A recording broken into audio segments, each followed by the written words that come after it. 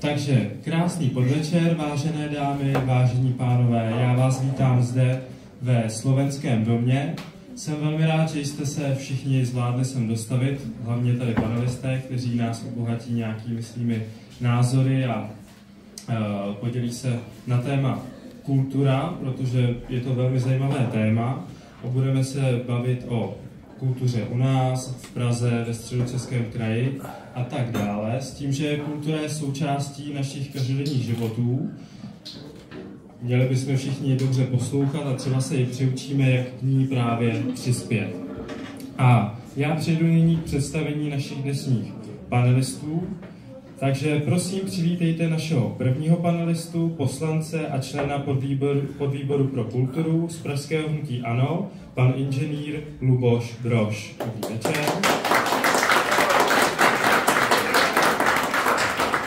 Dále pan ředitel institutu SPD za politické hnutí SPD, magistr Josef Nerušil.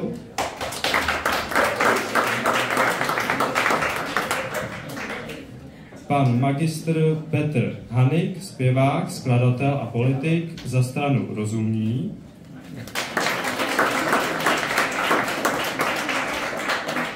Místopředseda neparlamentní politické strany Trikolóra, pan Josef Sláma.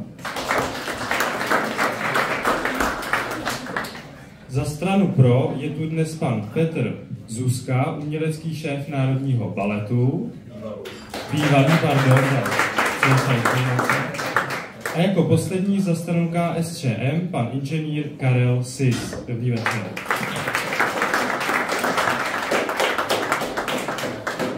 A rovnou se vrhneme na naši první otázku s tím, že na úvod bych se vás chtěl zeptat, zda byste každý mohl říci, co pro vás kultura znamená a co všechno si pod tímto pojmem můžeme představit. A po případě, co právě vy osobně máte nejradši na naší české kultuře. Tak poprosím, jestli by se někdo na úvod mohl tedy ujmout slova tady. Já vám pomůžu s tím mikrofonem. Perfektní. Tak prosím. Stará česká, funguje to? Ano. Stará česká přísloví mají velikou pravdu. A říká se, národ, který ztratil své písně, zahyne. A v tom je všechno. Národ, který ztratil svou kulturu a vzhlíží ke kulturám jiným, nemá nárok na existenci. A my se musíme vrátit zpátky k tomu, že jsme národem kulturní velmoci. Kdo má taková jména, jako Bedřich Smetana, Antonín Dvořák, Leoš Janáček, Bohuslav Martinů a další v hudbě, já jsem muzikant, čili my jsme jakoby národ, který by měl 200 milionů a nejenom 10 milionů. A to v současné době se u nás zadupává. Pořád se nám říká, že nic nejsme, nic neznamenáme a tak dále. Naopak, nikdo nemá takovou schopnost improvizace, takovou schopnost vymýšlet nové věci, jako my, národ český, moravský a slezský. Děkuji. Děkuji, jestli byste tady prosím se. Já navážu na kolegu Petra Haniga. Myslím, že to, co řekl, se dá absolutně podepsat. Já si myslím, že kulturu nemůžeme vnímat jenom jako ten umělecký produkt. Ať už je to divadlo, ať už je to balet, ať už je to výtvarné dílo, ať už je to kniha, ať už je to film.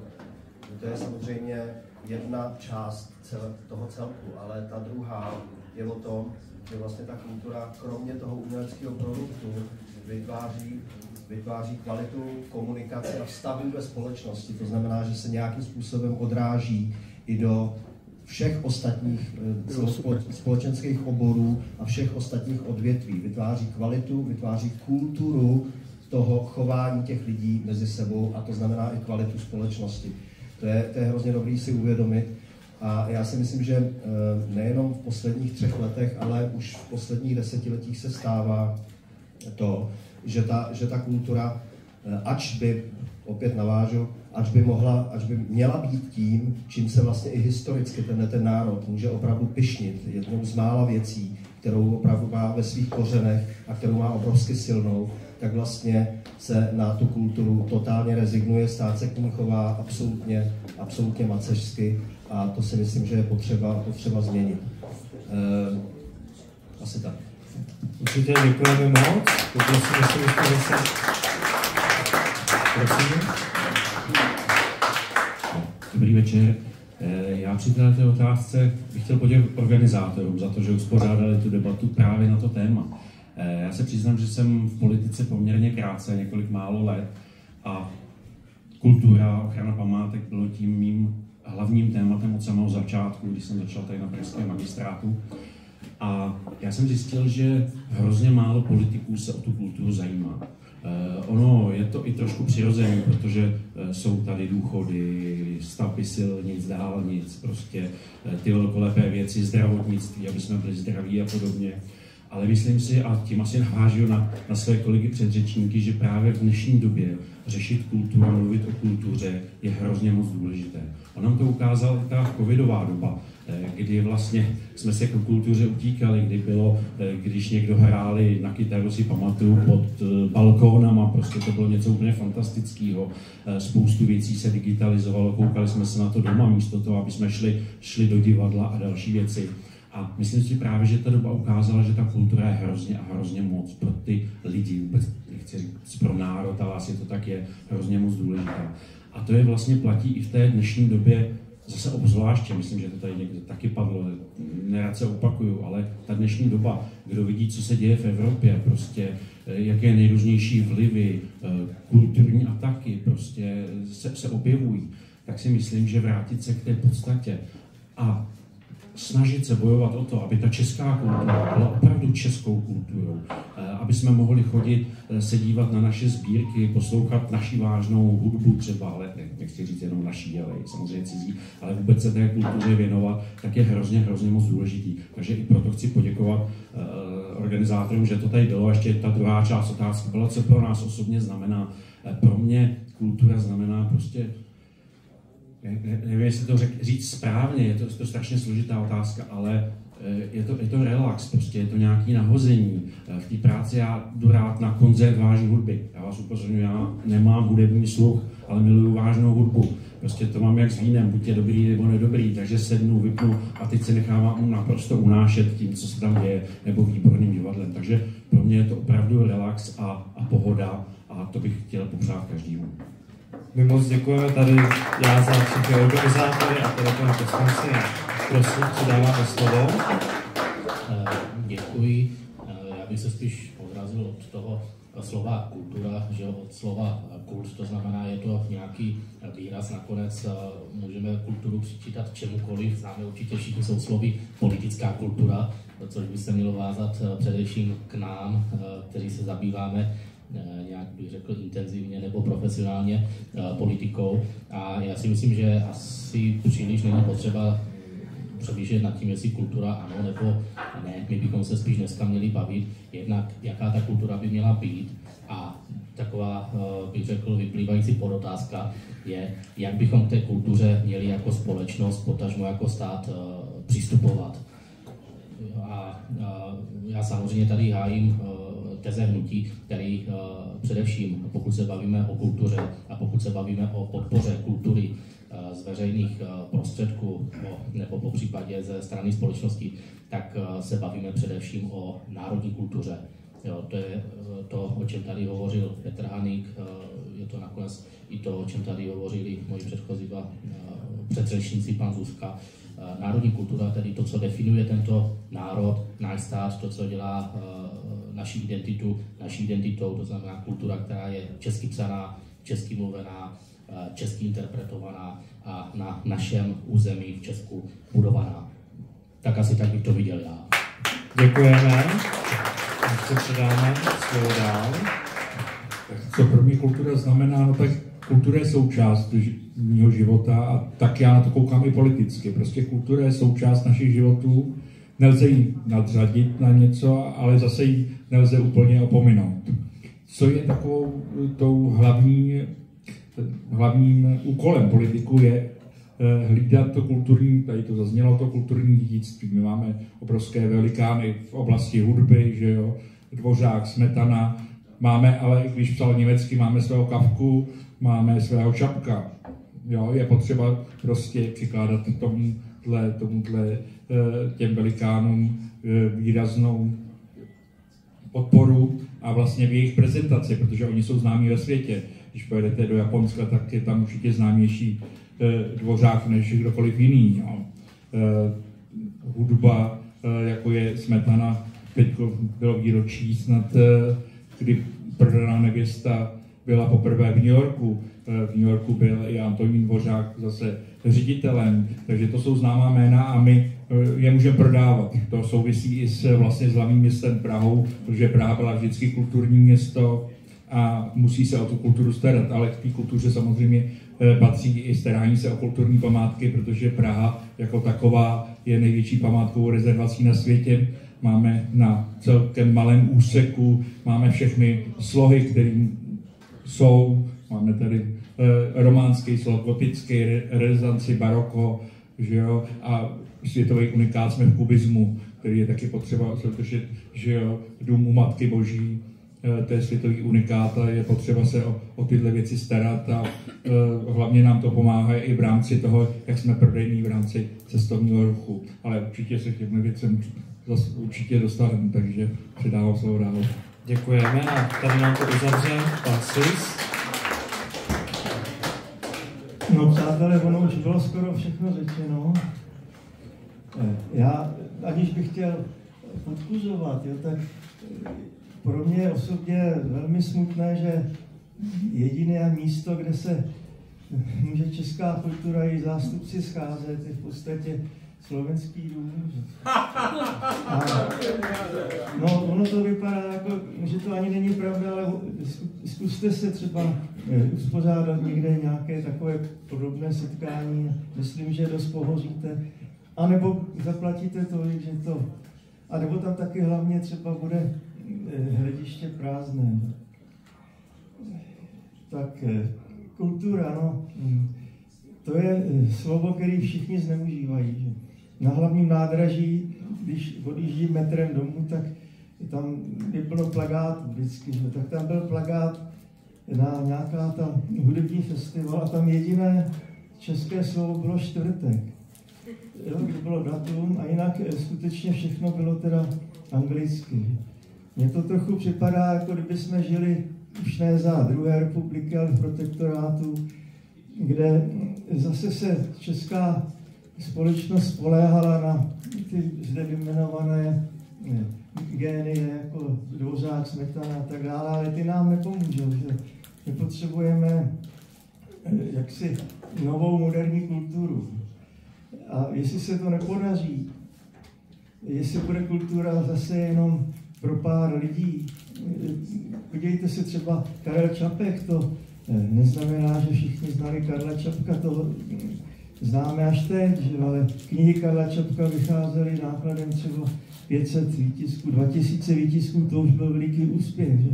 A mezi tím vycházely neuvěřitelné stupidní knihy, že? Které kazily vkus národa. A teprve dneska třeba, když to všechno opadne, tak vidíme ty nejlepší samozřejmě. Že? Tak je třeba skutečně, nevím sice jak, vzbudit k životu úplně novou kulturu. No. Ale aby byla teda česká, ale přitom evropská, samozřejmě i světová, že to jsme všechno měli. Tak, děkujeme moc za uzavření a tam vypadla nějaká otázka na zamyšlení, takže nad tím se můžeme všichni zamyslet, jak bychom tohle případně tu naši kulturu oživili, jak ne do světa, ale i zároveň u nás. A my přejdeme tedy na další otázku, druhou otázku, a už tady nějakým způsobem vyznělo, že tady ta kultura u nás je nějakým způsobem nedoceněná a nemusí si k ní dostat takové podpory. Takže já bych se vás chtěl zeptat, jak Do čeho můžeme my například zainvestovat, jak tu naši kulturu zlepšit a hlavně přimět například ty naše mladé, aby se o tu kulturu zajímali a zlepšili jsme ji. Tak určitě zase přidáme tady. Prosím. Mladé prostě nepřimějete k ničemu.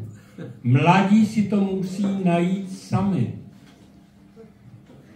A to jest, já jsem měl tady takovou debatu s Petrem Zuzkou, s mladými a strašně se nám to líbilo. Měli zájem.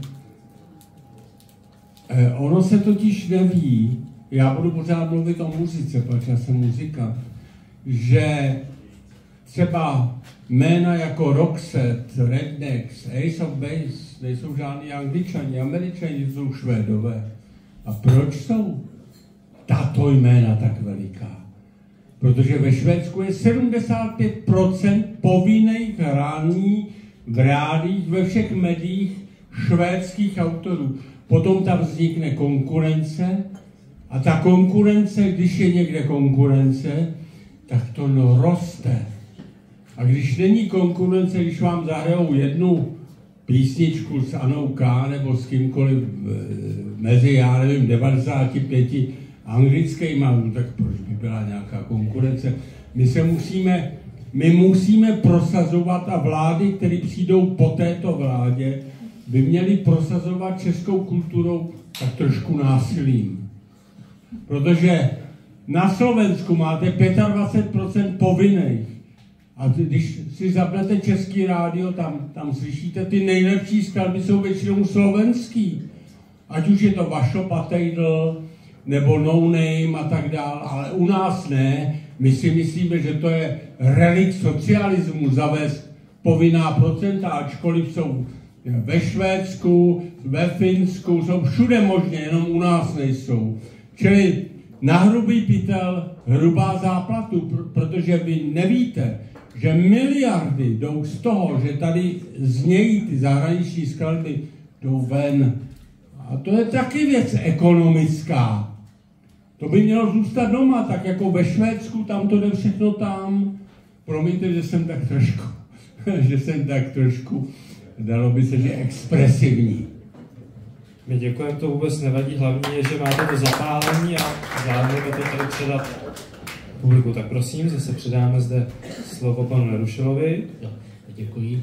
No, já, jako co se týče mládeži, mě to taky úplně neznělo v uších ta teze, protože už od nejstarších textů, co máme z antické literatury zachovaný, tak se všude dočteme zpívání mládeže, jak to s ní jde z kopce. A nejinak je tomu i v dnešní době o nějakých 3-4 tisíce let později. Takže já bych to neviděl tak jako nějak pesimisticky, prostě každá věková generace prostě má svou kulturu, má nějaký výraz, prostě dneska je to více ovlivněno třeba anglosaským prostředím, že jo, je to, co se týče kultury, že jo, jsou to jiné formy jiné výrazové prostředky, není to prostě ten, na který třeba je zvyklá klasická kultura, to znamená koncertní sál, že jo, nějakým způsobem prostě oděný publikum, kultivovaně sedící, ale je do toho třeba zahrnut pohyb a tak dále. To znamená, jo, tak každý má prostě nějakou svoji kulturu a pokud je ta kultura alespoň trošku kultivovaná, tak já rozhodně bych se bránil tomu nějak posuzovat, jestli je lepší, horší. No prostě taková, jaká je a odpovídá stavu doby. Ale ještě bych reagoval na jednu věc a to, co tady zaznělo, že politici se starají, nebo že by se měli starat o to, jaká ta kultura by měla být, neměla by být. Já si myslím, že nejlepší je, když politici se o kulturu starají pokud možno co nejméně, že jo? Protože, co si budeme povídat, pokud bych se podíval do parlamentu, sedí tam 200 poslanců, já si myslím, že ti, kteří opravdu kultuře rozumí, bychom napočítali na prstech jedné, možná 2 ruk. A nejinak je tomu v jiných zastupitelských sborech. Jo? Takže ona vlastně ta kultura v podání české politiky není ani tak o kultuře v pravém slova smyslu, ale je to spíš taková grantová záležitost, je to spíše přerozdělování peněz a je to vymýšlení nejrůznějších dotačních titulů, jak třeba udržet při životě to, o co nikdo už nemá zájem a to, co by se mělo odsunout někam třeba do kategorie, bych řekl, prostě funchmakerů, jo. To znamená v té otázce, jakým způsobem investovat, neinvestovat. Já si myslím v prvé řadě nechat každého dělat takovou kulturu, která ho baví, pokud si sám tou kulturou dokáže vydělat, což je třeba případ nejrůznějších youtuberů nebo tvůrců na Instagramu a tak dále, že prostě dokážou tu svoji činnost monetizovat, no tak pak je to v pořádku. No. A Američani by nakonec k tomu řekli, že spisovatel je ten, kdo se uživí psaním literatury, zpěvák je ten, kdo se uživí zpíváním. Já vím, že je to takový tvrdě ekonomistický přístup, ale nikdo nikomu nebrání, aby ve volném čase veršoval, zpíval, ochotnicky vystupoval, ale pokud se někdo chce kulturou živit, je už to potom úplně jiná kategorie, úplně jiná kvalitativní kategorie a myslím si, že není úplně spravedlivé požadovat po české společnosti, aby financoval úplně každý nápad, který se někomu v hlavě objeví. Samozřejmě jedna věc je kategorie Národního divadla, druhá věc je potom, se snažím najít nějaký protiklad, prostě nejrůznější pouliční performance, že, který já si myslím, že na to, přestože na to jde velká suma peněz, tak na to vůbec žádné dotace a granty potřeba nejsou. Děkuji. Děkujeme moc a tady, jestli nevadí, tak předáme tady dál. Já jenom, když jste tady hovořili o ocenění kultury, tak ona oceňována je, že každý režim si oceňuje své umělce, kteří mu jdou na ruku. Jistě jste zaznamenali, že byl vydražen obraz Toajen asi za 16 milionů. Já si myslím, že naprostá většina národa vůbec neví, kdo je Toajen, že jestli to je dokonce chlap nebo ženská. Ale prostě zaujme je to, že takovou částku, že za obraz, no to musí být teda nádherný jako obraz. Že? On tak nádherný není, ale prostě zapadá do té doby, že nikdo ani vlastně přesně neví, co na něm je, že? Ale je to 16 milionů. Furt je to víc, než teď byla vydražená bunda Václava Havla jenom za 5 milionů. Že? Tak to zase, to je přece jenom teda něco víc. Že? Takže říkám znovu, každý režim, a to nezmění, nikdo si pěstuje své umělce. Že? A ty, co vždycky byli nejlepší vlastně pod prismatem budoucnosti, tak to byli ty, kteří stáli jaksi stranou. Že? To bylo ve Francii, to bylo v Čechách. Že? Když si přečtete encyklopedii Československé mládeže z roku 1939, tak je tam jeden svazek věnovaný kultuře, tak tam Vladimír Holan není vůbec, že Nezval tam má 4 řádky, ale pak je tam plno spisovatelů, o kterých už dneska zase nikdo neví. S tím se asi nedá nic dělat, ale jde o to, aby aspoň tady byly možnosti pro všechny, aby se mohli uplatnit, protože tady už bylo řečeno, jak v cizině pěstujou literaturu, třeba, že nakladatelství musí povinně třeba švédského autora tisknout, aspoň v 1000 výtiscích. To u nás bohužel neexistuje. No a v tom je i ten kámen úrazu, že víte se, v Americe třeba i ti odbojníci, býtníci a tak dále, byli proti režimu, že? Ale nikdo je jako nebuzeroval. Že? Když to tady zkuste něco, ani se to bojím vyslovit, že něco, která proti režimu, tak nejenom, že vás tisknou do budou, ale možná v nějakém vězeňském časopisku. Tak, děkujeme moc a předáme slovo panu Slávovi. Já to vidím, jak jste říkal, kolika s těma nařízeníma, jako to musíš pak ten stát trošku kompenzovat. Může někomu něco nařídit, on na tom prodělá. Jo, tohle je velmi nebezpečné. Když má někdo soukromou firmu, tak prostě chce vydělávat. A když na tom prostě bude tratit, tak by ten stát, když mu to nařizuje, to měl kompenzovat. To já prostě za tímhle si stojím, za tímhle názorem. Druhá věc je, že by se něco mělo podporovat. Krásný příklad je Karel Gott, ten prostě za komunistů prodával, ale pak přišla revoluce a prodával znova, on se hrál znova, takže to není jenom o tomhle, jako někoho i tam tlačit, ale buď někdo umí, nebo neumí. To samý byl Valdemar Matuška, že určitě ho v rádiu hrají dodnes, a prostě je slyšet. Jo? Takže ten opravdu dobrý si tu cestu najde, ten stát do toho nemusí úplně zasahovat. Jo? K tomuhle bych byl velmi opatrný, ale samozřejmě podpora našich umělců se na ní musí přistoupit, ale úplně jiným způsobem než tohle. Třeba, já nevím, nějakou podporou, aby mladí měli šanci prostě něco napsat, produkovat a tak dále, ale nemůžete nařizovat zákonem firmám soukromým, co mají vydávat či nevydávat. Toho bych se já strašně obával. I když podpora samozřejmě národních věcí je potřebná, ale nevím, jak by na to ty nakladatelství a další reagovali. Co se týče kolegy tady nová kultura, to já si myslím, že je evoluční proces. To jako prostě nejde vybudovat, že si řekneme, bude nějaká nová česká kultura, že to uměle můžeme někam strčit. Prostě tohle je věc, která se vyjde sama, jako přišly druhy hudby. Veme si Vejvoda třeba ze svojí Škodou lásky se taky prosadil a nikdo ho prostě mu nepomáhal. Ta hudba se prostě prosadila sama. My moc děkujeme a okamžitě reagovat. Tehdy, když byl Vejvoda, nebyla globalizace.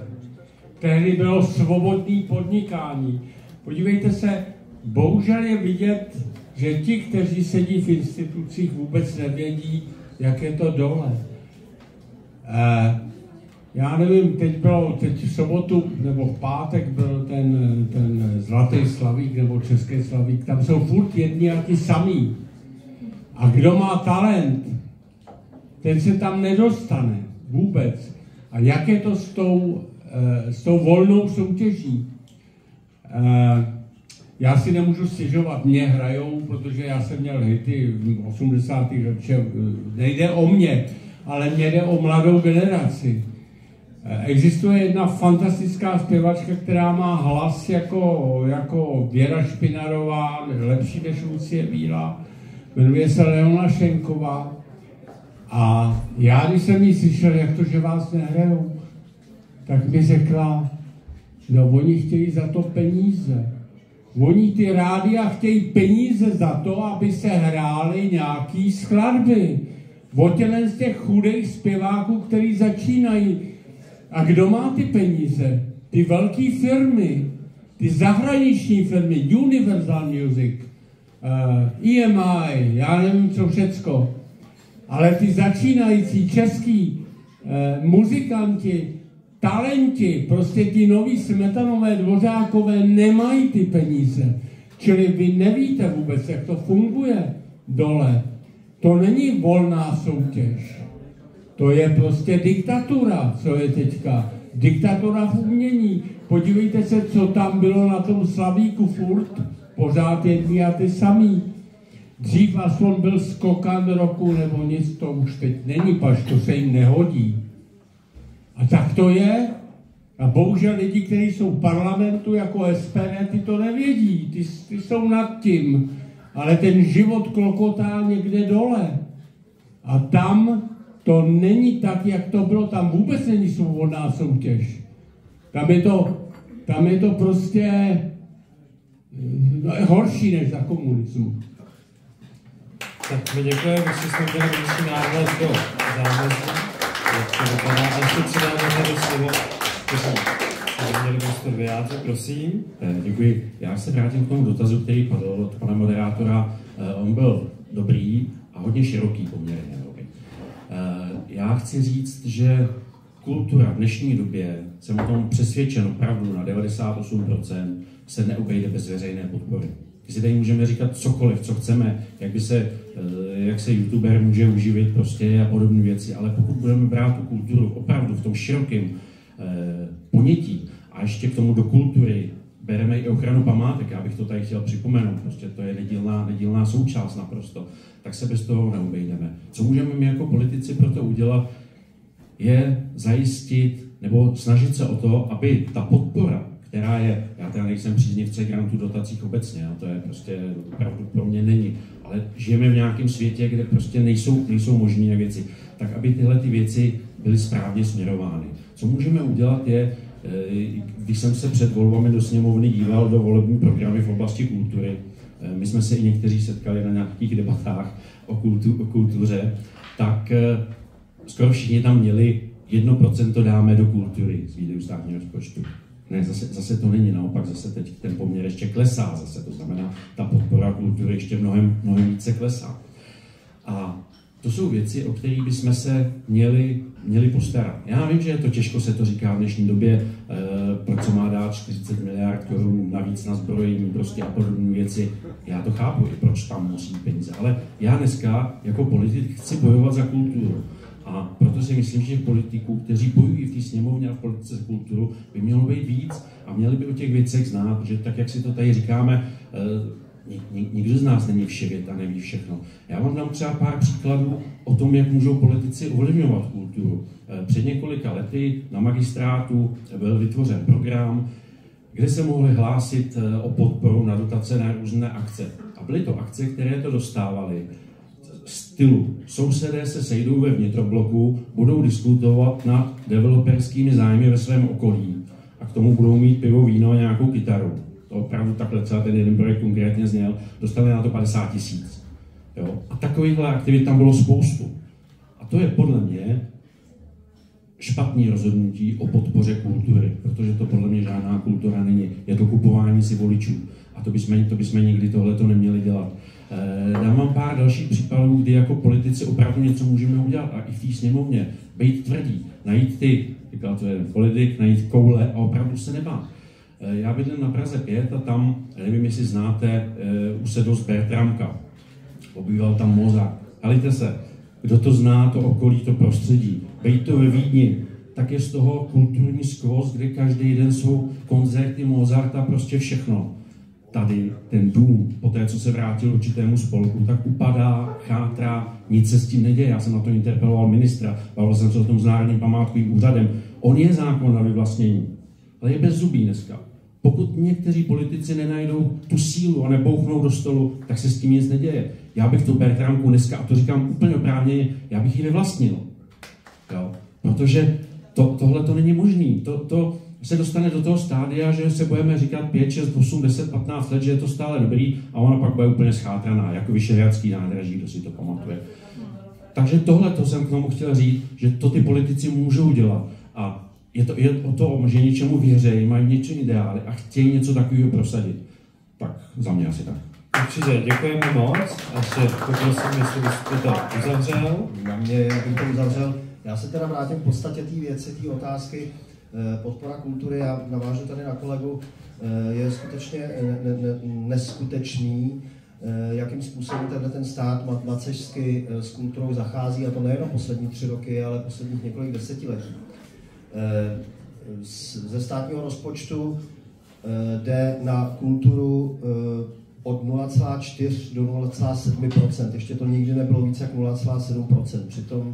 Přitom v drtivé většině států evropských, a to i postkomunistických, je na kulturu dáváno 1%, někdy i přes 2%. To je první věc, která je potřeba razantně změnit. Není pravda to, že kultura je třeba dotovat, protože jsou tam samí neschopní, kteří se nejsou schopní uživit. Ta problematika je daleko složitější, jo? Jak už tady naznačil třeba Petr Hanek. Samozřejmě jedna věc je legislativa kultury, která je zanedbaná zase několik desítek let. Jsou tam právní normy, které dávno nevyhovují. Jsme o 30 nebo 40 let jsme zaspali za ostatními státy. A co se týče těch financí, tak je potřeba tohleto udělat v první řadě, dostat na kulturu alespoň 1%, já říkám 1,5%, tak jako jde určitý procenta ze státního rozpočtu na zdravotnictví, do školství. Stejně tak je kultura nezbytná, jako povinná školní docházka, jako dostupná zdravotní péče. Jo, to není nějaká třešnička na dortu, která když tam nebude, se nic nestane. Protože rozpočet na kulturu není dotace nebo příspěvek, to je velice lukrativní státní investice, protože ta kultura nevytváří jenom ten umělecký produkt, ale promítá se do ekonomických záležitostí, služeb, turistického ruchu a tak dále a tak dále. A jak už jsem říkal, vytváří kvalitu života té společnosti a zpětně se vrací do biznisu a do všeho tohoto. A s tím je potřeba něco dělat. A to je velice důležité. Já si myslím, že bez opravdu pečlivého nazření na kulturu, a to nejenom v rámci financí a dlouhodobého podfinancování, ale i v rámci těch legislativních věcí a ošetření, není žádná systémová změna v tomto státě možná. A všichni samozřejmě víme a cítíme, v jaké době žijeme a kam se v rámci morálky a nějaké vnitřní kultury, i politické kultury, ten stát dostal. A já si myslím, že všechno tohleto odvisí od toho, jak kultura je čím dál tím víc v tak kulturním státě zašlapávaná, v tak kulturním národě zašlapávaná. A co se týče mladých lidí, já si myslím, že opravdu není potřeba nikomu nic nařizovat. Bohužel ten trend je takovej, že všechno se stává jakýmsi povrchem. To znamená, že vlastně my surfujeme po nějakém povrchu společnosti, samozřejmě čas výjimkám, málo kdo si studuje, jde si pod ten surface, jo, pod ten povrch a zjišťuje si věci. Jo. A to všechno strašně souvisí do budoucna. Kultura je hrozně moc propojená s rezortem školství. Jo. Společnost je nevzdělávaná, začíná být nevzdělaná. A to je další věc, kterou jsem chtěl zmínit. To znamená, samozřejmě mladí lidé, víme internet, jaký má obrovský přednosti, víme, jaký internet, jaká je to zároveň rakovina obrovská. Jo. A já si myslím, že tohle to jsou všechno věci, které vyžadují velkou diskuzi nejenom umělců, pedagogů, ale filozofů, politologů, ekonomů. A k tomu musí být samozřejmě jako v mnoha jiných tématech, které tady zazněly, politická vůle, a ta samozřejmě není. Děkuji. My děkujeme. Vždycky je to taková těžší úloha na závěr, aby někdo shrnul a ještě mu zbylo, aby měl co říci, ale myslím, že všichni panelisté se s tím zatím perou bravurně a mají skvělé odpovědi, takže ještě poprosím potlesk pro všechny panelisty za jejich odpovědi. Děkuji. A my přejdeme dál, protože my jsme se tady bavíme se o té kultuře, ale zaznívají spíše jenom nějaká ta literatura, zpěv, ale do té kultury spadá i spoustu ostatních sfér, dalo by se říci. Jak bych se ještě vás chtěl zeptat, jaké ty jiné sféry jsou podle vás u nás rozvinuté, nebo které by právě potřebovaly, aby jsme se o ně více starali, více rozvíjeli. Takže to je moje otázka na vás. Jestli byste zase se ujal toho slova. Děkuji. Jazyk. Český jazyk. Když posloucháte projevy v televizi, v rádiu, tak vidíte, jak ten český jazyk upadá. A já musím říct, na rozdíl od Slovenska, páč ve Slovensku opět, to se asi panu Nerušilovi nebude líbit, ve Slovensku mají zákon o slovenském jazyku. Je to tak, Vladimíře? My to nemáme. A kdo tam může huntovat v tom rádiu český jazyk, jak chce. Já si myslím, že základním kulturním aspektem každého národa, promiňte, i obecný jazyk do toho patří, je kultivace řeči. A ta kultivace řeči už skoro vůbec není žádná. A ono je to tak, že já třeba mluvím 6 jazyky, ale snažím se česky mluvit skutečně česky, to znamená z anglických nebo francouzských nebo jakýkoliv jiných přízvuků. A když se nějaký hokejista nebo fotbalista nebo co, prostě tak tam má hnedka anglikanizmy a tak dále. Ne, my bychom měli mít, zase budu tady v kontrapozici proti Trikoloře, my bychom opravdu měli být trošku přísnější v té kultuře. To znamená, tak jako to mají Francouzi, ve Francii neexistuje, aby na soukromém rádiu někdo plkal takový strašný věci, jako na českých soukromých rádiích. Tam je jazyk, tam je zákon o francouzské kultuře, o francouzském jazyku. A to je věc, za kterou já bojuju od doby, kdy strana zdravého rozumu, dnešní rozumí, vznikly od roku 2002. Jakmile ztratíme český jazyk v médiích, tak ztratíme všechno. Děkuji, tak se hlásím o slovo. Dávat přednost panu Slávovi a potom vidím, že se hlásili pan Sis, nebo jestli byste zase děkujeme. Já se teda spíš dlouhým dílem, aby... Ale to nejde. To se omlouvám. Lepší další než kratší, ne? Někdy obráceně. Ale takhle ono totiž to, co tady říkáš, nebo říkáte, je už dávno vyřešeno v jiných státech. Ale třeba když jdete za první republiky i takový ty nejhorší nakladatele, který nejhorší vydávali třeba jenom Koubojky, nebo třeba Toužimský Moravec a takovýhle ty, tak jednou za rok bylo takovou jejich nepsanou povinností vydat knihu českému autorovi, jaksi ale autorovi, jo. Takže třeba nakladatelství, který vydával Koubojky, tak tam najednou vyšla Seifertova sbírka, že to považovali za takovou určitou čest toho nakladatelství a taky, že to je vývěstný štít a že dělají něco pro českou kulturu. Ale pravda je, že to jim to nikdo nenakazoval a ani to zákonem nešlo. No ale přeci v cizině už dávno platí to nejenom v severských státech, ale i jinde, že stát zaplatí nakladateli 1000 výtisků, ale toho autora domácího, že, který by jinak třeba nevyšel. A může si pak vydat, to dostane komplet zaplaceno těch 1000 výtisků, no a když jich vydá víc a prodá je, tak je to jeho zisk. Že? A to je poměrně jednoduchá úprava, která už v Evropě běží několik let, že? A funguje to. Tak proč by to nešlo u nás, kde vlastně to nakladatelství se vymlouvá, že si jí nevrátí ty peníze. Že?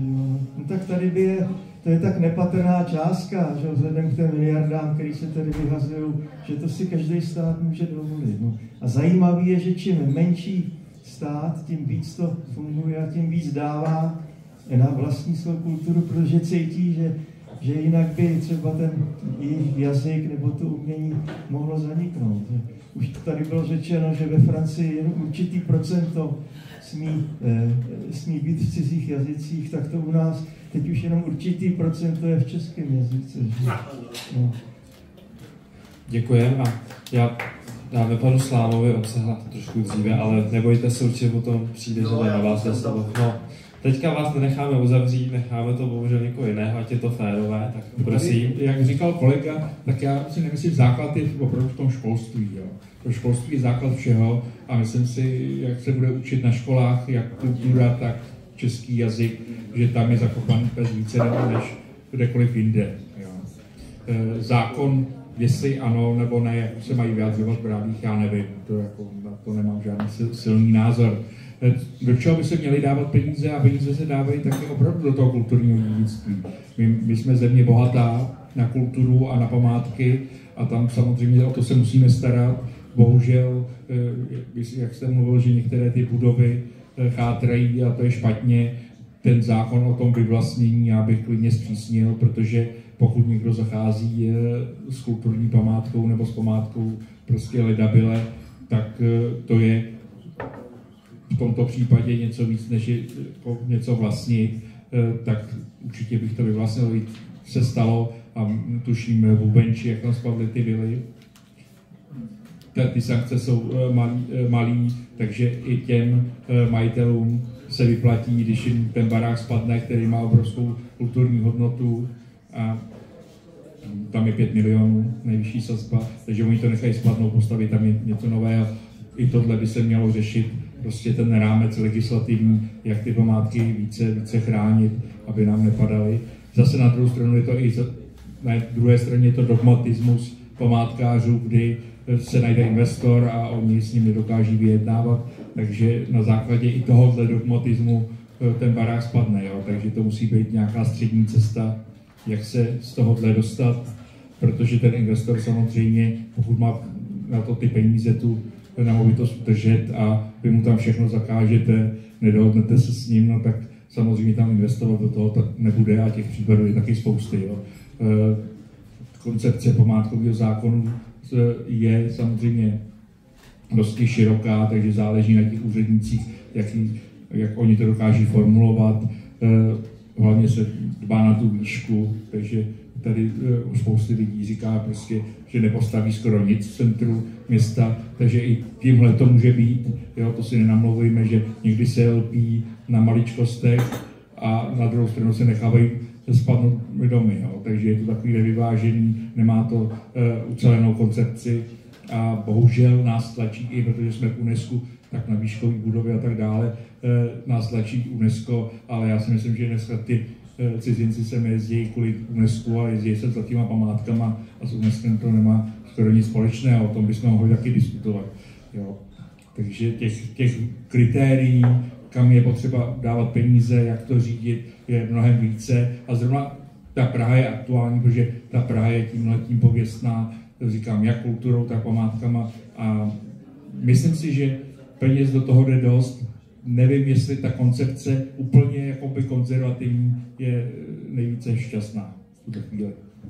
Děkujeme moc a dostalo se tedy slovo na vás, prosím, určitě. Já tady schválně navážu na kolegu, který zmínil hlavně tu péči o ty památky. To je samozřejmě jako potřeba. Já jsem ten poslední, který by nějakým způsobem proti tomu kulturnímu dědictví chtěl vystupovat, ale my si musíme položit zásadní otázku, a to je poměr finančních prostředků v kultuře, který jdou na takzvaný neživý umění, paměťový umění a živý umění. To paměťový je to, co vytvořili ty géniové, a o kterých tady mluvíme, nebo tady o nich byla řeč, a to živý umění je to, co vzniká teď a tady pro další generace. Jo?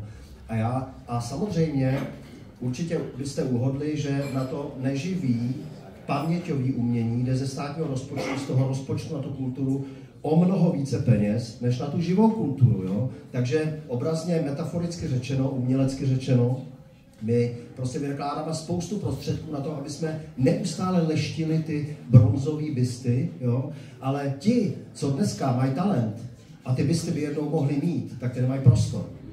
Tak to je. Jo?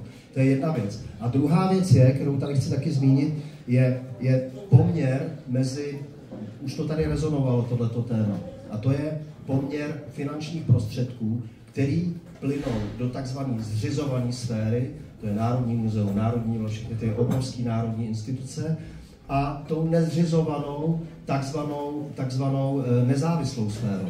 A já samozřejmě jako 15 let jsem byl uměleckým ředitelem Baletu Národního divadla, jako choreograf jsem pracoval všude po světě, i v áčkových souborech, v těch státních baletech i v jiných souborech.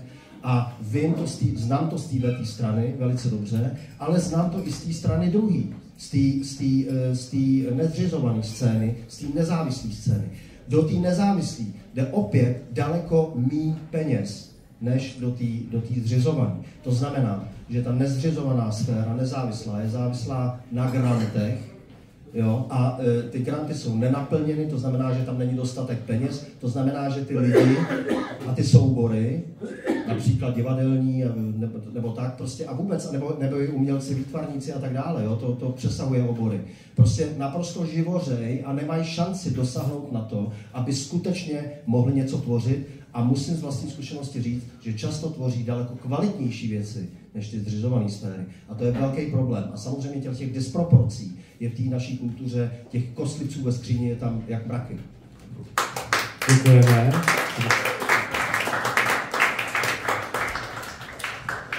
Děkuji. Ta otázka, jestli si dobře vzpomínám, byla, co z dalších těch oblastí kultury bychom mohli podpořit. Ano, přesně tak. Přemýšlel jsem na tom poměrně dlouho teď. Je to zase velmi těžké, protože jde o celou tu definici toho kultury, co do ní považujeme.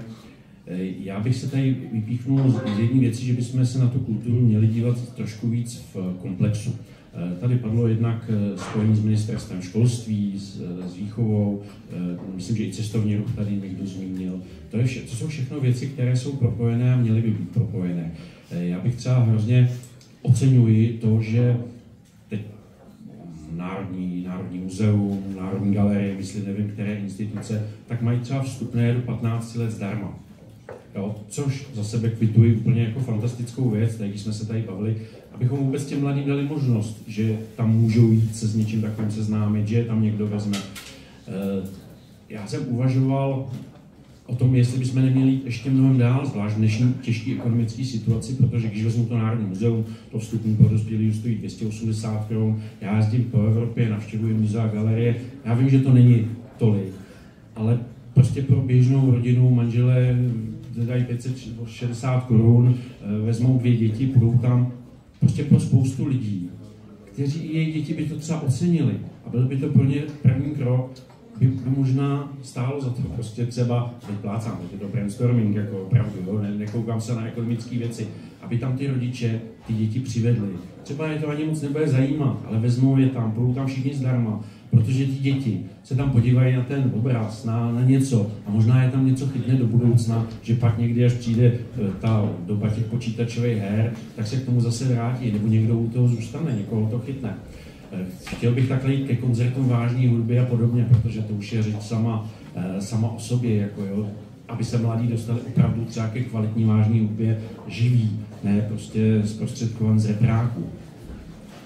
A proč celý mě to napadlo i ty propojení na ten turistický ruch, a zase, co bychom měli jinýho podpořit a v čem jiném bojovat. Víte, já jsem příznivce obnovy památek, jo, prostě co já jednou spadne, to už ne to, ale to už o mě asi víte, to už jste asi pochopili, takže bojovník za tyhle ty věci jsem, ale to teď nebudu brát, ale myslím si, že naopak bychom měli mít sílu a odvahu budování té infrastruktury umělecké, jo, kulturní. A něco nového do budoucna. Já vím, jaký se v Praze strhl pokaz, když se bude stavět Vltavská filharmonie. Napřed to bylo na 5 miliardách, dneska už to snad je na 10 miliardách, že to stojí. A teď prostě obrovský, jako, jo, skoro jako politik přemýšlím, jestli jako ve chvíli, kdy s tímhletím přijdu na Facebooku, že podporuji stavbu Vltavské filharmonie, tak to brutálně schytá. I od našich voličů, jako, jo.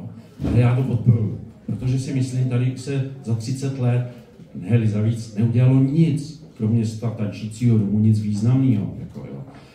Něco, co zase potřebuje tu budoucnost. A když si vezmu Vltavskou filharmonii, tak to je o spojení s tím turistickým ruchem. Já jsem byl na té filharmonii se podívat v Hamburku, bych se podíval, jaký to je. Mají tam každý den normální to představení. Prostě, jo.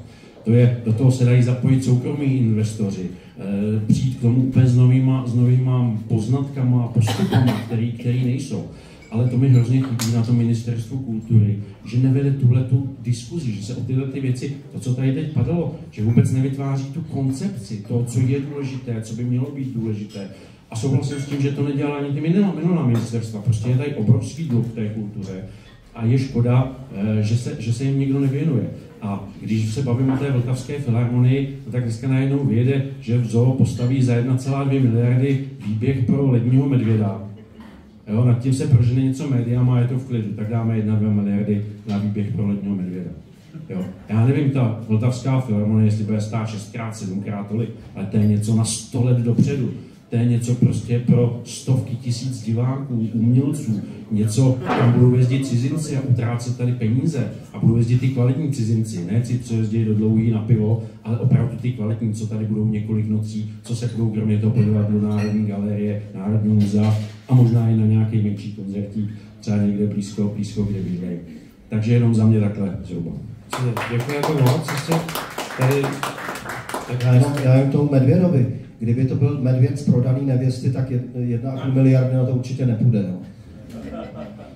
Ještě tady, jestli můžete stručně reagovat, pak hned vám dáme určitě slovo.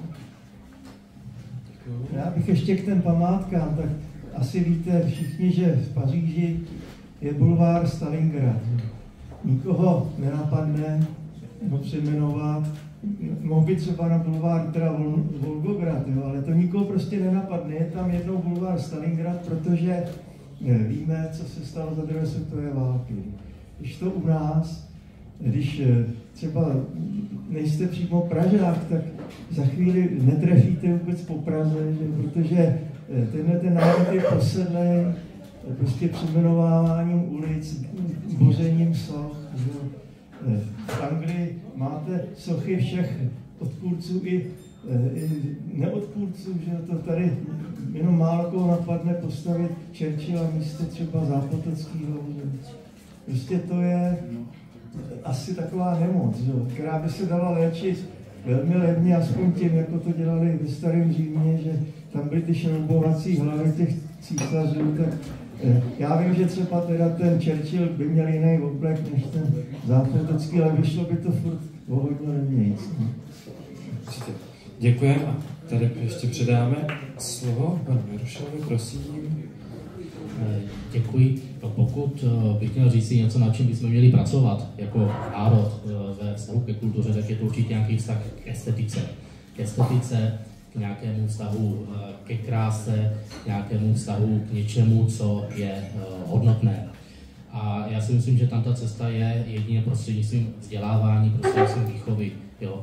A začíná to u takových jako věcí, bych řekl, tak jestli si koupíš židličku plastovou, nebo jestli si ji koupit ze dřeva, jo. Jestli si koupit nějaký laciný salám, který třeba maso viděl, tak možná někde z rychlíku, nebo jestli si koupit poctivou uzeninu. A tam to začíná samozřejmě, jde to i směrem k té kultuře. No, jestli teda budu poslouchat nějakou rakovou hudbu, nebo jestli se budu zabývat prostě propracovanou vážnou hudbou, jo. Jestli budu sledovat nějaké takové pořady v televizi, nebo abych to nehánil, ale prostě nekonečné estrády, že jo, nejrůznější kvality, a nebo jestli prostě ten večer strávím ty 2 hodiny, který na to mám, nějakou kvalitní inscenaci, nějakým pěkným seriálem, nějakým kvalitním velkofilmem, jo, a tak dále. Ale teď je jako otázka, jak k tomuto dospět. Ono určitě, to, co tady říkal pan Zuzka, politici preferují většinou takovou tu historickou kulturu, to znamená rekonstrukce, opravy a tak dále, protože na tom se toho zas tolik, nebo dá se na tom toho hodně pokazit, ale je to něco, kde ten výsledek je hmatatelný, je to vidět a každý to má rád, každý nakonec jako pokýve hlavou, že ty 100 miliony a miliardy byly vynaloženy účelně.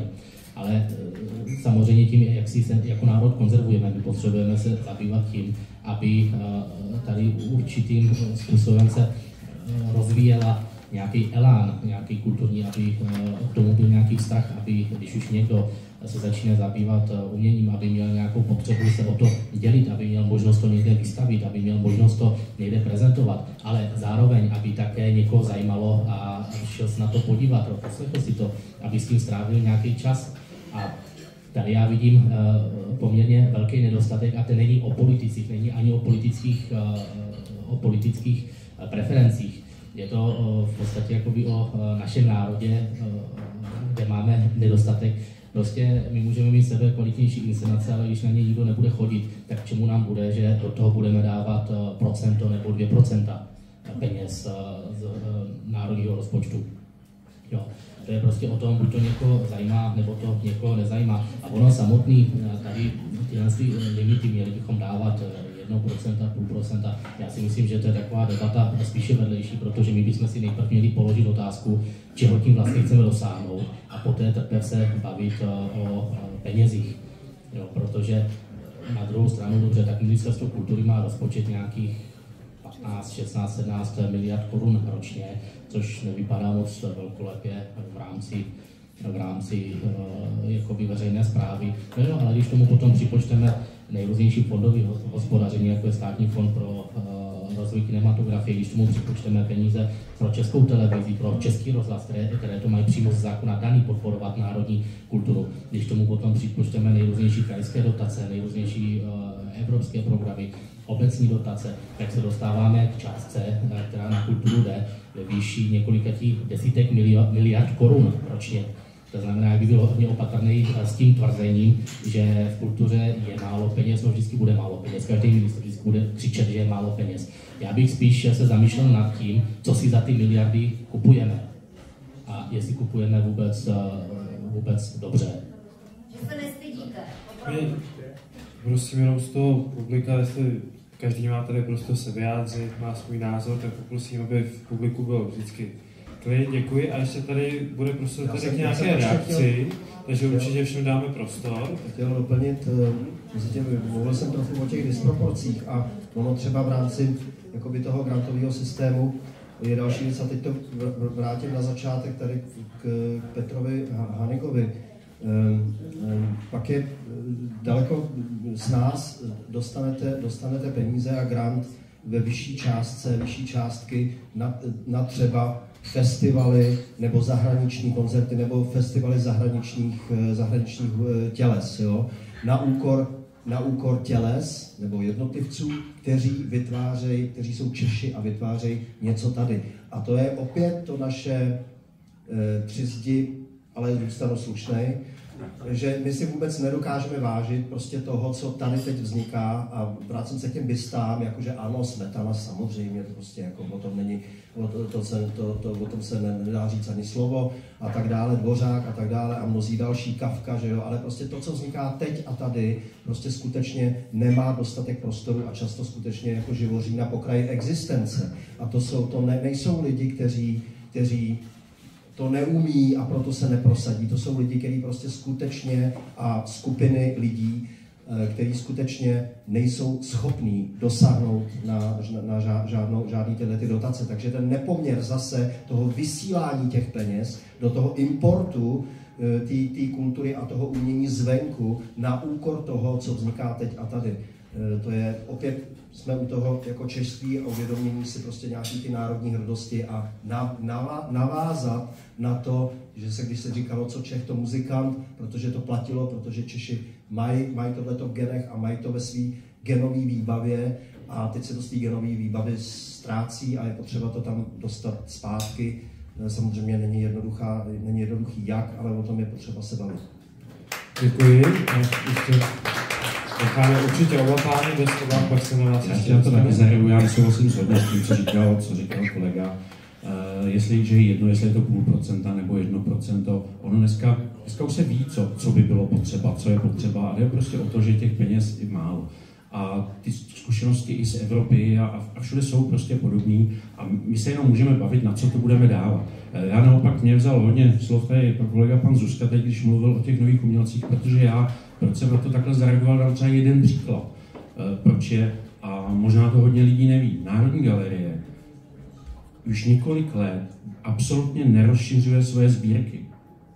Jeden z jejich hlavních úkolů, který je, že by měla sbírat umění, dávat to dohromady pro další generace, tak prostě nedělá, protože na to nemá peníze. A to je i o těch mladých umělcích dneska, který dneska jsou možná za 10, za 15, za 20, za 50 let budou slavní a budou se jejich obrazy ve světě prodávat za miliony dolarů. Ale jak my to dneska můžeme vidět. A prostě tohle to se neřeší. A to je o těch penězích. A to je o těch prioritách Ministerstva kultury a státu jako takového. Takže zase jsem rád, že se tady o tom bavíme, protože tohle je zlomeček. To, co jsem teď řekl, je zlomeček malej, který se týká oblasti kultury, ale třeba za mě obrovský hrozně moc důležitý. Děkuji. Děkuji, ještě zadovolte. Já bych jednak navázal na Petra Zuzku a jednak jak si osvětlil to, co jsem říkal. Já jsem tedy bytostně pravicový člověk a vy jste to Trikolora SPD nepochopili, co říkám. Prostě tady není možnost konkurence. To je v té nižší kultuře, to znamená pop music a já nevím, cokoliv na to navázaného. Protože tady je to tak, že ty veliké firmy ovládají vysílání. Vy říkáte, no tak oni to dají na internet, ale pozor, na internetu jsou ty finanční prostředky 1000krát menší, než když se to hraje v rádiích nebo v televizích. A to zase jde těm velkým firmám, ten Universal a tak dále. A dokonce oni jsou takoví, že když je někdo velký talent, tak si zaplatí, aby se ten talent nedostal do vysílání. Takže to není, jak si dalo by se říct, stará omezovací kultura. To je prostě narovnání, takové narovnání, jako když tu ještě ty velké firmy nebyly. To znamená začátku 90. let. No dneska, kdyby začal dělat Jirka Zmužek, to, co dělal, to jestli si pamatujete, ten vydělával miliardy, neměl by šanci. Nikdo by ho nevysílal, protože by nebyl ve velké firmě. On měl svoji firmu Carmen Vraťme to zpátky do svobodné soutěže. A to bychom měli. To je ta malá kultura. A ta malá kultura vydělává velký peníze mezinárodně. To je vidět na tom Švédsku, už to nebudu opakovat. A potom máme o kultur, to znamená vysoká kultura, kde jsme špičkoví v tom baletním umění, Jiří Kelian, Petr Zuzka a tak dále. V muzice ta zase vydělává další peníze. To znamená, tam je prostě ty bohatí lidé nebudou kupovat tu low culture, jo? Oni budou kupovat tu vysokou kulturu, včetně CDček, nebo já nevím, co bude zanošit v té době, ale oni tam budou chodit a platit 10 000 za vstupenky a tak dále. Ale to my pořád nemáme, my se tady hrabeme v bahně malého českého závistivého člověka. A to se musí změnit. My musíme mít sebevědomí, že jsme prostě kulturní velmoc. Děkuji. A ty si myslíte určitě?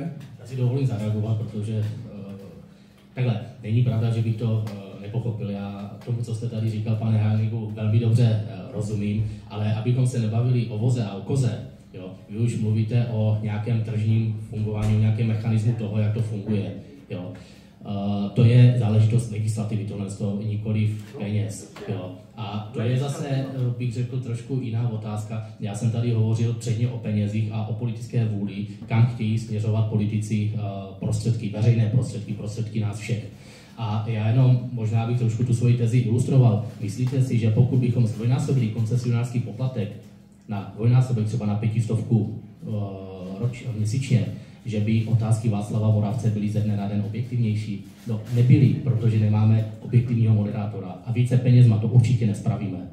Jo. Ale samozřejmě já souhlasím, že jestli 0,5%, není to jedno.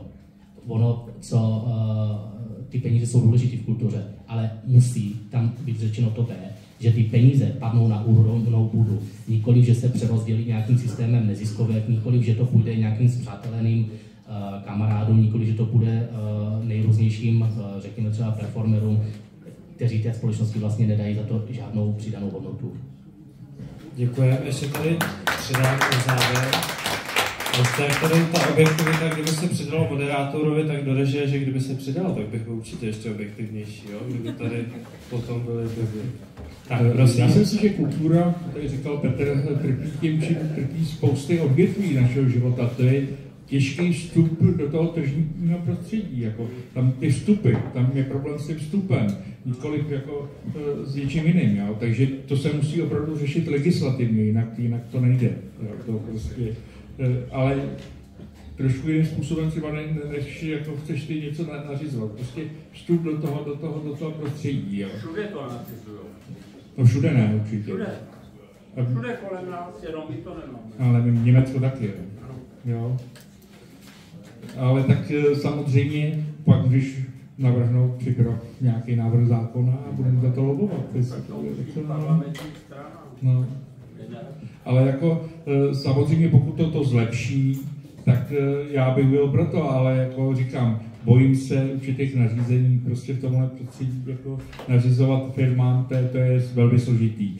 Ale víme, co třeba přišlo, tak se káže, že jo, přišly bolky, přišlo tohle a to prostředí samozřejmě ten vstup do toho to úplně změnilo, jo. Takže uvidíme, třeba přijde něco podobného v kultuře, někdo se najde, který prostě zasloumá s tím prostředím, jo. To se stalo mnohokrát a v kultuře se to nedá vyloučit, jo.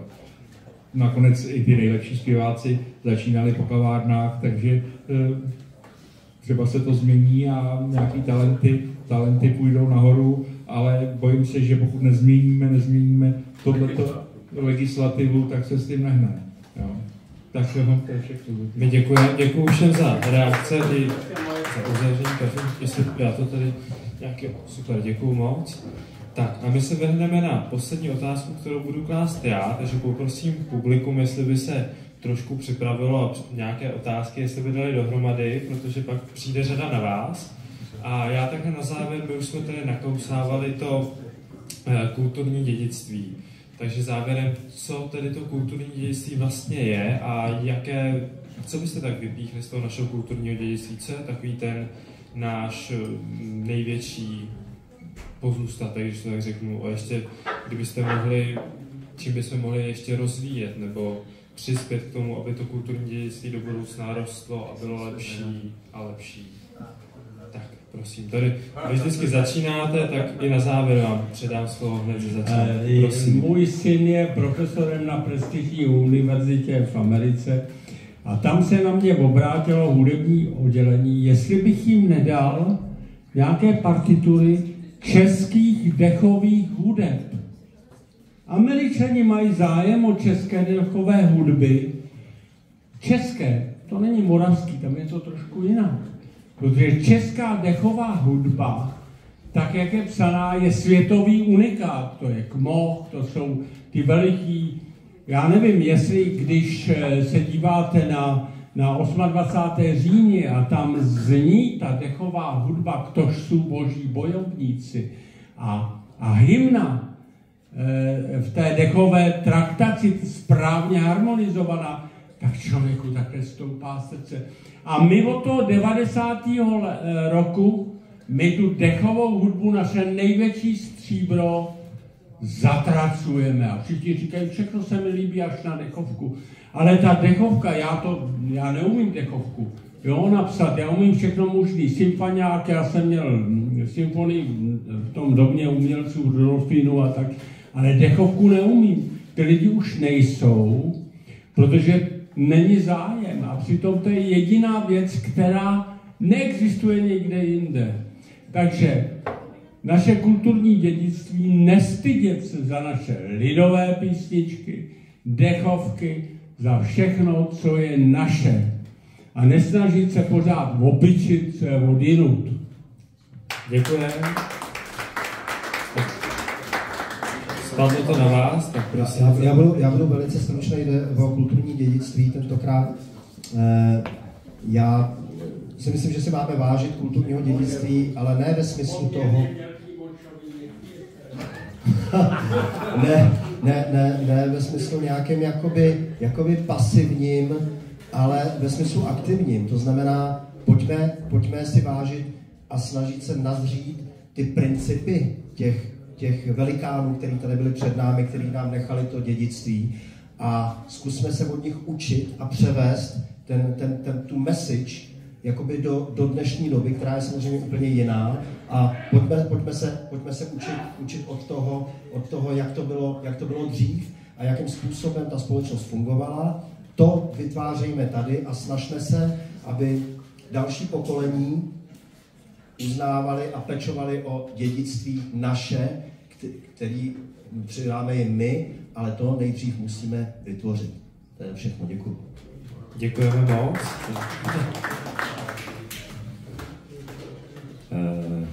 Děkuji za tu otázku.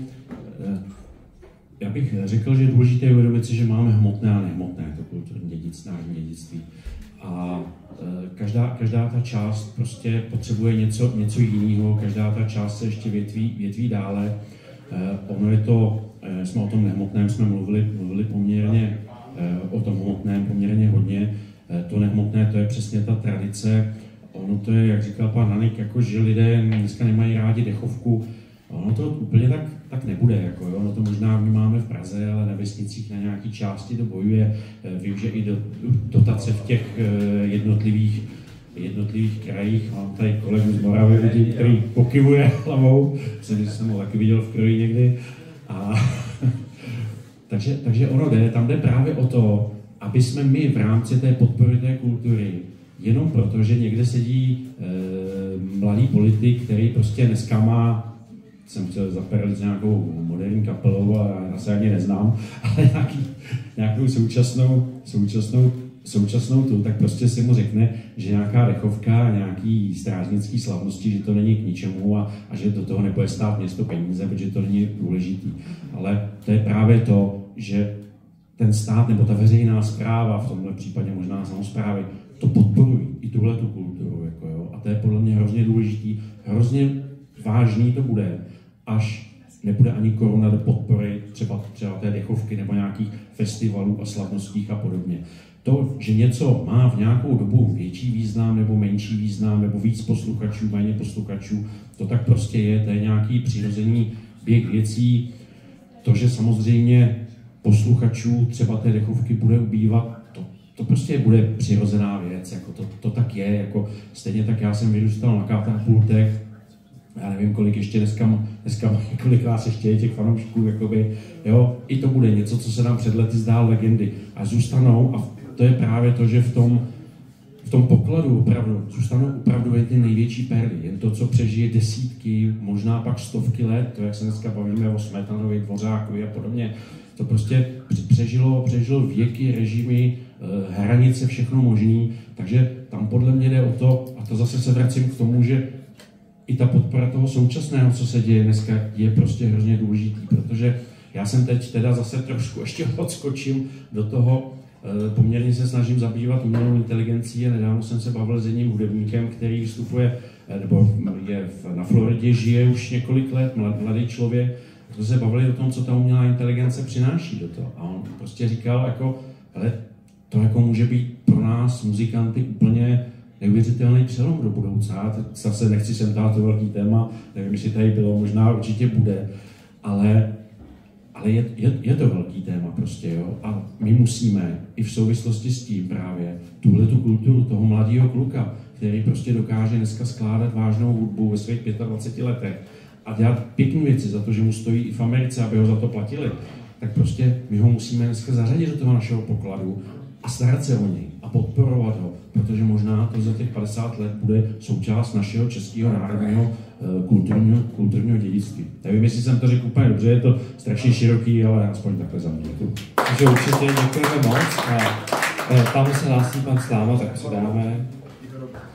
Tak to je o té dechovce, já si myslím, že ta dechovka přežije stejně jako třeba, to je nebo zmíněno jako je jízda králů, třeba, že to je kulturní dědictví.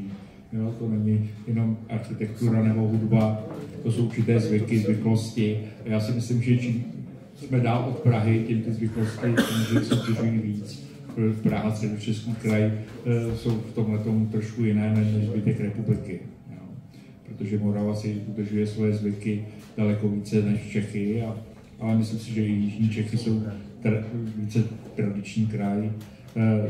Samozřejmě my musíme nejdříve vyzdvihovat ty naše velikány. Teď si musíme udržovat, o tom jsme tady mluvili. Ale samozřejmě nesmí to zasnít ty, co dnes chtějí proniknout do světa kultury a musíme jim dát nějakým způsobem šanci.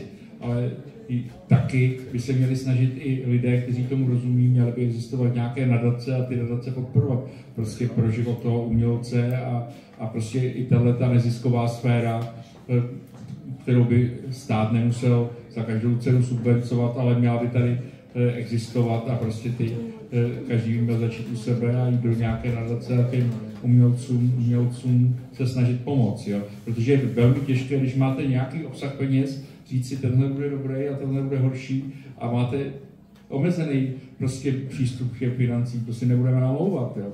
Takže když dáte jednomu, tak ten druhý bude říkat, ty si dal tomuhle, ale nedal si mě, jo. Do toho se samozřejmě vždycky dostaneme, pamatujeme na začátek 90. let, co dělali filmaři, když přišli o peníze, že to jako Chytilová a další, jo. Takže ty si dožadovali a mysleli si, že jsou něco víc než ty další umělci, jo. Jak tady Pepa mluvil o tom vkusu, tak i když jsem Čech, tak já určitě si pustím raději film od Bergmana, než bych se koukal na Slavnost Střiženek nebo na nějaký věci od Svěráka, jo? Protože to je daleko přínosnější se kouknout na toho Bergmana, než koukat na tyhle hlouposti klíčovitý. Takže musíme si uvědomit, každý samozřejmě preferuje něco jiného. Určitě, děkujeme moc. A já jenom chci říct kratičce, že dědictví je krásná věc, ale po něm přichází dědická daň, že jo.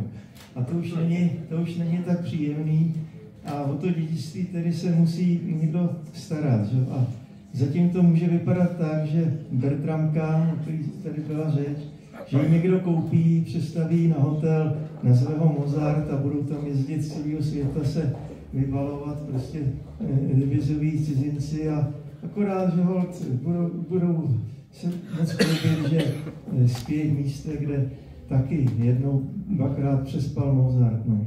Ale to ještě třeba otázka budoucnosti, ale vemte si třeba hotel Praha, že když jdete z letiště, který byl zbořen z pomsty, že to málo kdy uvidíte, v kterém národě by zbořili prostě hotel, který je v pořádku. A to zbořili ho proto, že řekli, že tam jako přijížděli ty různý státní návštěvy kdysi a tak. To si představte, jak by asi vypadaly světové hotely, kdyby se někdo držel tohle toho, že tam přijel Churchill, nebo že tam taky spal Hitler, to nikoho nenapadne, aby zbořili ten hotel.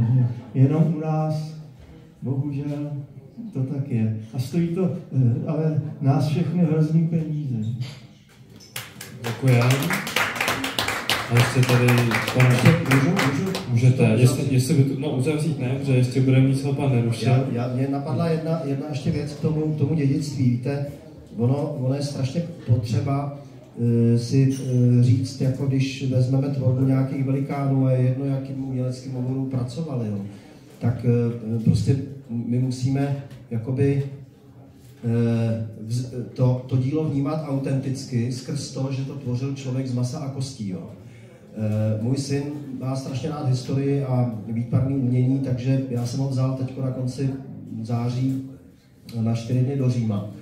A když jsme spolu seděli v té Sixtínské kapli a koukali jsme na ten strop Michelangelův, tak ve mně se děly neuvěřitelné věci a uvědomil jsem si, kolik je tam sarkazmu, kolik je tam uličnictví, kolik je tam vysmívání se papežovi a kolik je tam faulů šílených, jo.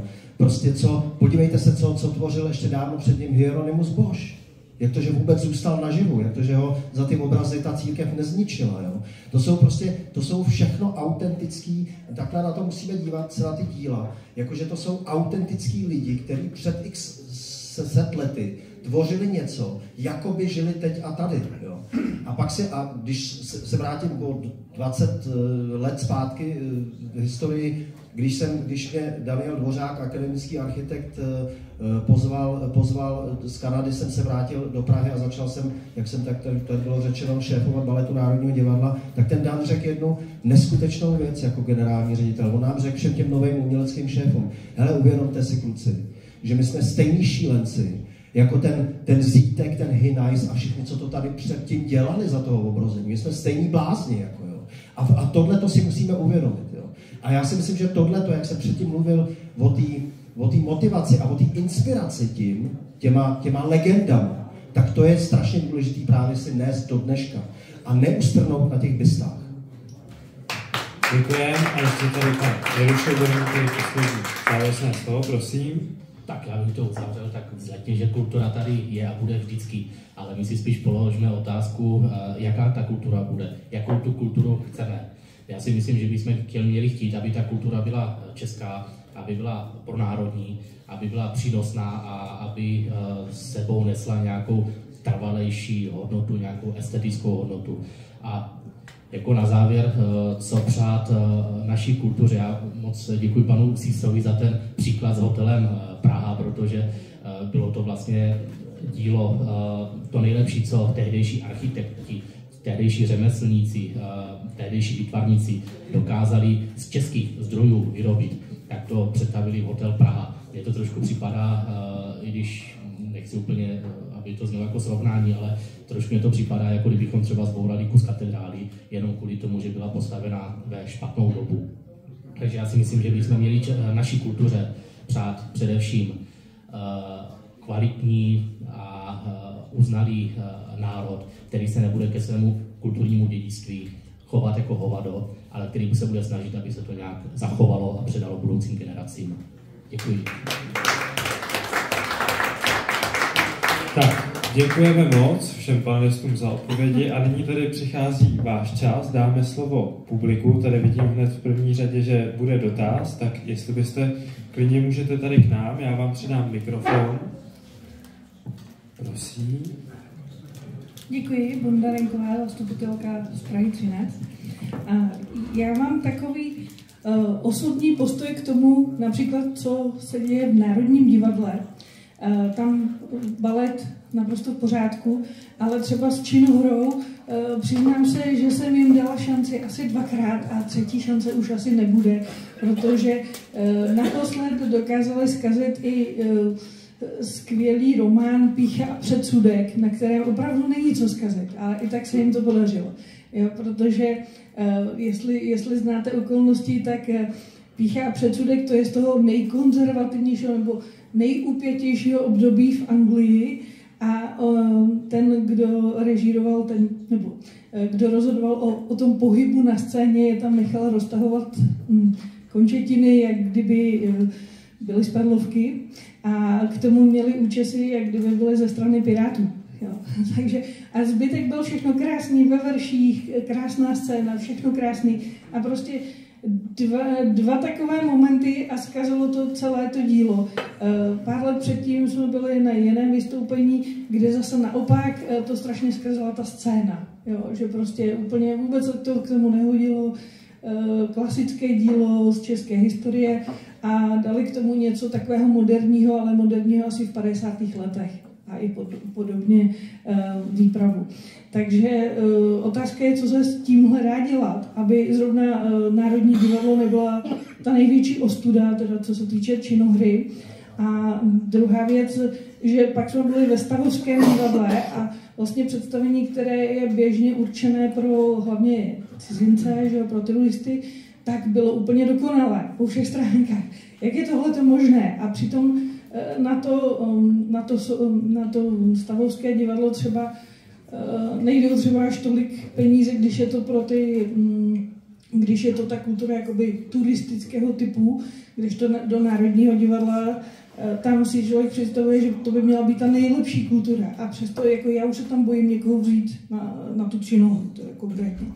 A další věc je ta, že co se týče, jak jste říkal, že tedy je to jeden z příkladů, jak některé ty instituce, prostě i když jsou silně financované, tak je diskutabilní ten výsledek.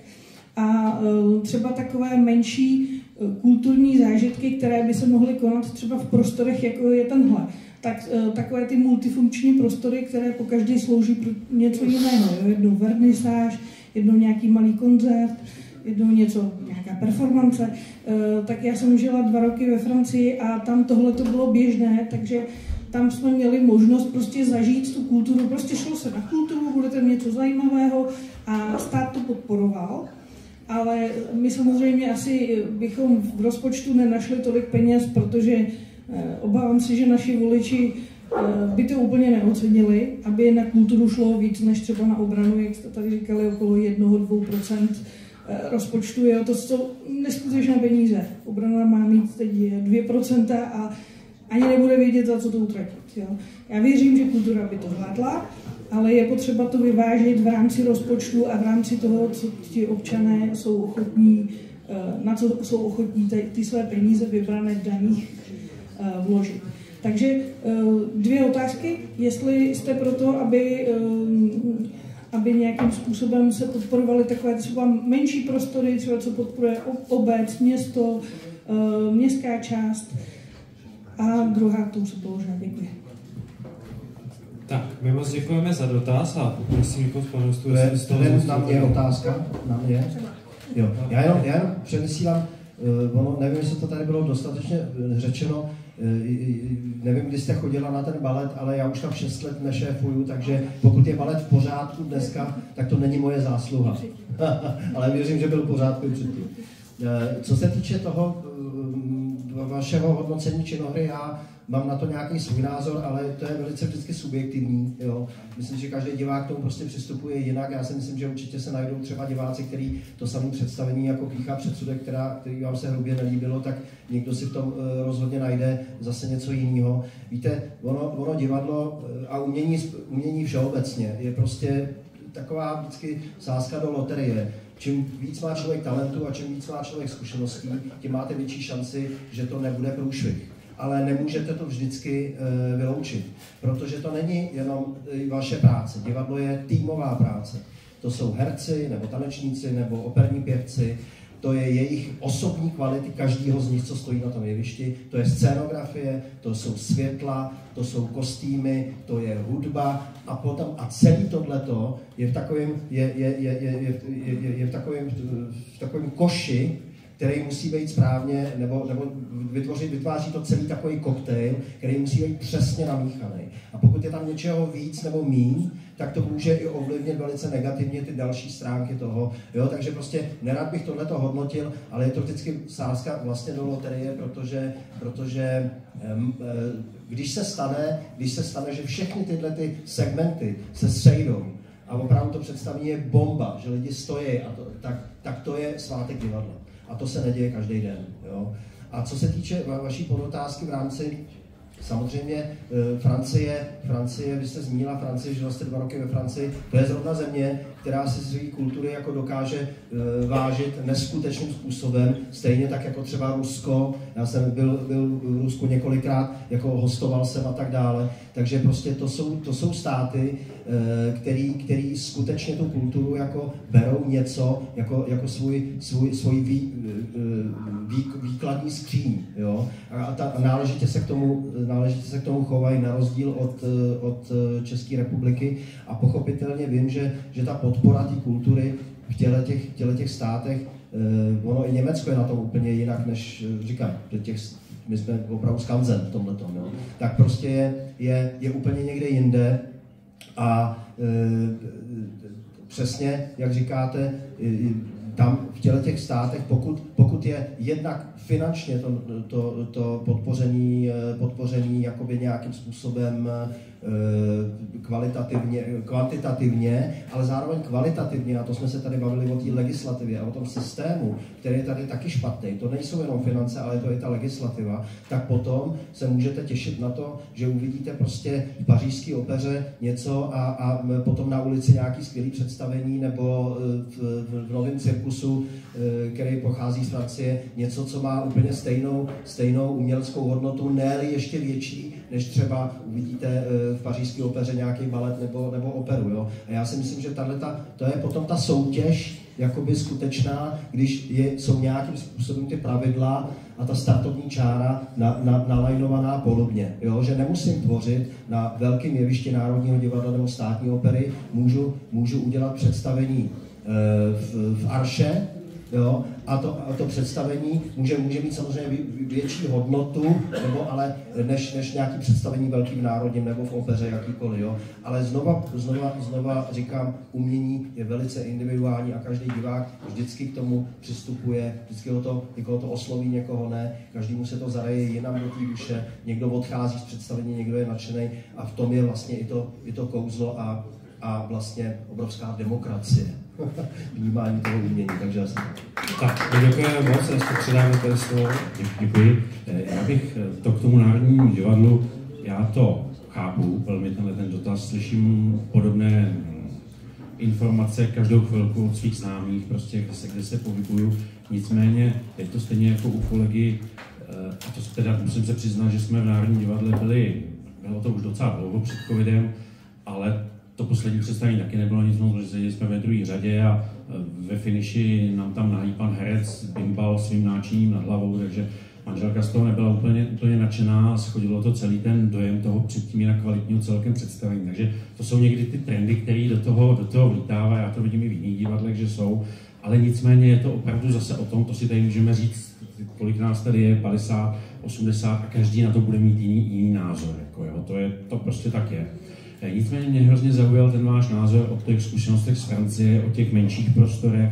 Já osobně tohleto hrozně moc podporuji, protože si právě myslím, že to prostě je důležitý a je to super. My jsme na Praze 5 v minulém volebním období začali rekonstrukci třeba domu Elišky Peštíkový, kterou dneska má svěřené Švandovo divadlo, s tím, že tam bude pořádat i takové menší komunitní akce. Prostě, jo, už se to tam děli ve dvoře, že je tam nějaký malý koncert, nějaký kytarista, něco. Uvidíme, jak se to bude vyvíjet. Sám mě zaujalo třeba v Barceloně, když jsem byl, a to jsem teda místostarostou na té Praze 5 byl v minulém volebním období jenom 2 roky v době covidu, tak jsem toho moc nestačilo zrealizovat ze svých ideí, ale jedna z nich byla to mě inspirovalo právě v Amsterdamu, v Barceloně, že tam třeba jsem šel a najednou nějaký čtvrtí na okraji mezi centrem a tím dalším, tak bylo takový náměstíčko na okraji parku a tam bylo takový malý amfiteátr prostě pro diváky, malé pódium, pro umělce, tak jsem si říkal, co se to teď děje, tak jsme se ptali tam, co je. A oni prostě říkali, jo, tady se vždycky prostě v pátek a v sobotu, tak sem prostě někdo přijde, vezme kytáru nebo něco, hraje tady, přijdou lidi, jedí si tady ty svoje nějaký bašty, že jo, prostě mají to jakoby piknik, mají k tomu udělaný i prostředí. A to bylo úplně fantastické. Bohužel jsem to tam nezažil, takže jsem třeba začal i na té Praze 5 hledat prostor, kde by tohle to šlo udělat něco. Ale narazil jsem zase na obrovské množství těch negativ, které dneska jsou, protože když přijdete s něčím takovým, tak vám lidi začnou říkat, a se něco udělá, tam bylo krát, tak zase bezdomovci sedět a feťáci a všechno možného dalšího, to je špatně tohle to dělat, jakoby něco takového. Jo. A na nic, to jsem zjistil v té samosprávě, veřejné správě, není jednotný názor. Prostě já dám jenom příklad, myslel jsem si, že přijdu a budu dávat lavičky lidem, že to bude fantastický a skvělý potlesk. Ty i trestní oznámení přišly za lavičky. Jako jo. Takže nějaký amfiteátřík pro kulturu, kde se lidi budou bavit, tak snese obrovský to. Ale já vám něco řeknu, já bych to udělal. Když bych ten prostor našel a kdybych se na tu pozici zase měl vrátit, tak to tam postavím, protože vím, že prostě spoustu lidem to udělá radost. Spoustě lidem to pomůže seznámit se s tou kulturou, strávit hezký dny, prostě poslechnout si nějakou pěknou. Možná ty mladí umělci tam budou mít tu šanci. Já jsem to tak měl vymyšlený, že bych těm studentům dal možnost prostě, ať tam vystoupí, trošku bychom to organizovali a zadarmo, nebo prostě za 2000, žádný prostě velký peníze a dát jim tam tu možnost. Jo. Takže já tohle hrozně podporuji a chci říct, já bych to udělal, i přesto, že 50% lidí by mi za to nadávalo. Děkujeme a ještě přidáme.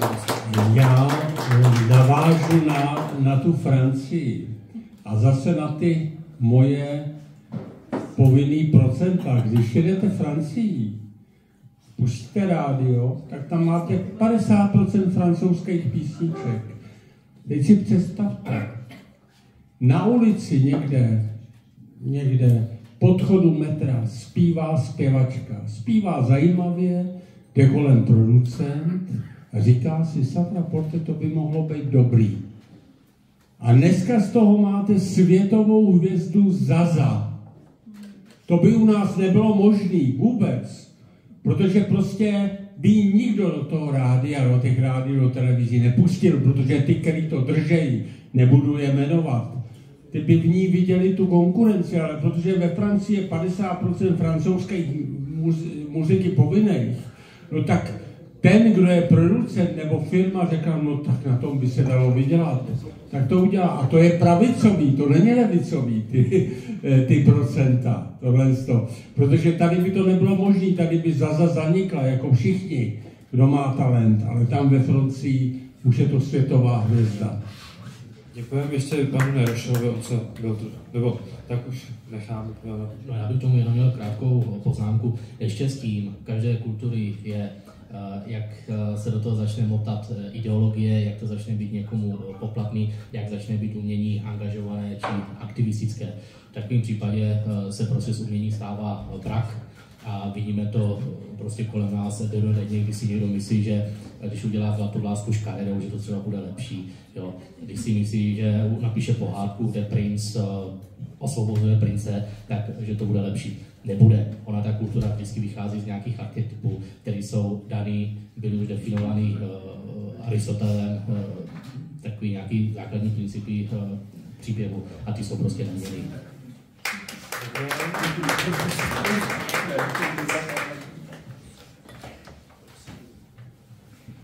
No, jak se tady mluví o těch malých scénách, ono stačí se kouknout do historii. Si vemte, že v Čechách bylo skoro každý obci ochotnický divadlo. Úplně zmizelo. Jo. Tam si musíme klást otázku, proč zmizelo. Já mám na to odpověď celkem prostou, protože samozřejmě televize, média, prostě kino a další věci, které se nabalily a vlastně o tohle ty lidi ztratili zájem v těch malých obcích, ale prostě to jsme tady mívali.